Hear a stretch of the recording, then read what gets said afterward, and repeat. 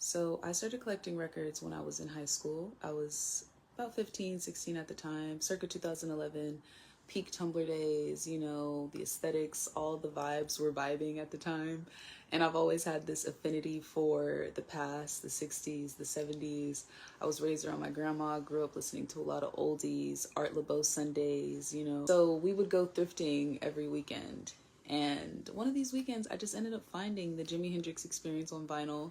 And that was the first record that I ever purchased. And then from there, I found a bunch of like early 2000s records, but I didn't know they were pressing like early 2000s on wax at the time, because as a kid, I just had CDs. I'd never really seen like Mariah Carey on vinyl, Lil Wayne on vinyl, Snoop, you know, I just didn't see those things. So I built like a nice little collection.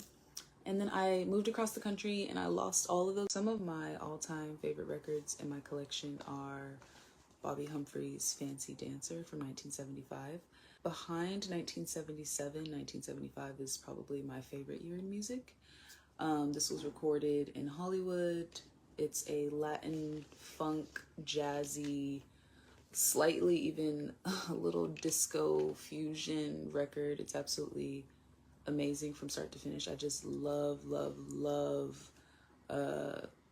this record. It's absolutely perfect. Some of my favorite songs from it are Fancy Dancer. I love Uno Está.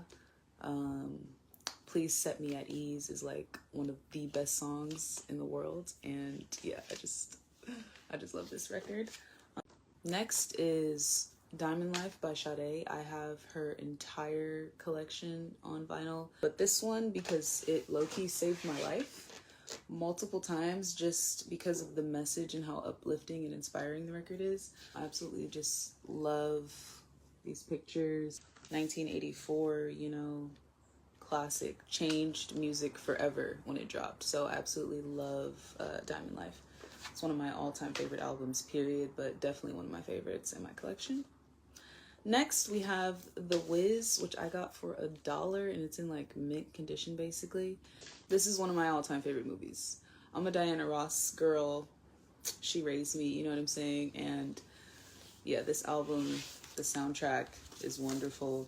And I just had to have it, not even for any other purpose, but to keep the archive. My most recent purchase is a record that I'm honestly shook. I'm shook that I'm able to contain myself because I'm so excited. And I got it yesterday because I was DJing at the Love Steady pop-up in La Habra at a record store called Rewild and Gather, which I absolutely love. But I came up on Rejoice by The Emotions. And first of all, me even getting this record is crazy because Don't Ask My Neighbors has had me in a chokehold for the entirety of 2023. Like, this record has had me in a chokehold. Like, I can't get away from this record if I wanted to. And it's mainly because they just did too much with the vocals. Like, they were just playing games. Like, they are basically perfect examples of women who knew that they could sing.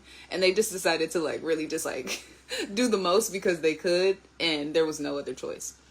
So I just love that I have this record. So I would say the 3 words to describe me are youthful, free, and joyous. And I think that this album and the song Free especially perfectly capture that. So one of my current favorite songs is Free by Denise Williams from This Is Niecy. Also, Don't Ask My Neighbors if you saw the last slide. But Free by Denise Williams from This Is Niecy. And I just absolutely love this song, the cover art to this album, the photography, the colors, like everything about this. It's giving me chills even talking about it. Just makes me feel pure joy. It makes me feel free, and it makes me feel like childlike. Like I just feel youthful